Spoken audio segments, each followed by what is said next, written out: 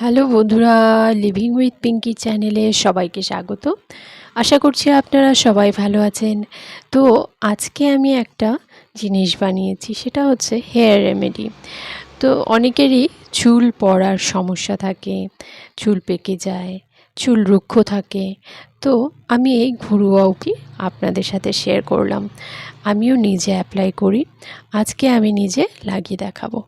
তো অ্যালোভেরার থেকে আমি একটা অ্যালোভেরা ডাট নিয়ে নিয়েছি, সেটার পাল্পটা আমি বের করে নেব। এভাবে গ্রেটারে গ্রেট করে নিলে চোখলা না ছড়লেও হয়, পুরোটাই নিয়ে নিব। আমি ছাঁকনিতে ছেঁকে নেব। স্নানের আগে যদি অ্যাপ্লাই করেন আপনারা, তাহলে চুলের জন্য কিন্তু খুব উপকারী। অ্যালোভেরা তো স্কিন, চুল সব কিছুতে খুবই উপকারী। আমরা মুখেও লাগাতে পারি, তো চুলের জন্য ভীষণ ভালো হয়। তো সিল্কি শাইনি করে, হেয়ার ফলও কমায়। তো আমি এখানে অ্যালোভেরার পাল্পটা বের করে নিয়েছি, আর এর সাথে আমি অয়েল মিক্স করেছি। আপনারা যে অয়েল মিক্স করতে পারেন, নারকেল তেলও দিতে পারেন। তো যেহেতু ওয়েদারটা একটু ঠান্ডা ঠান্ডা, তো আমি নারকেল তেল ইউজ করিনি, আমলা তেল ইউজ করেছি।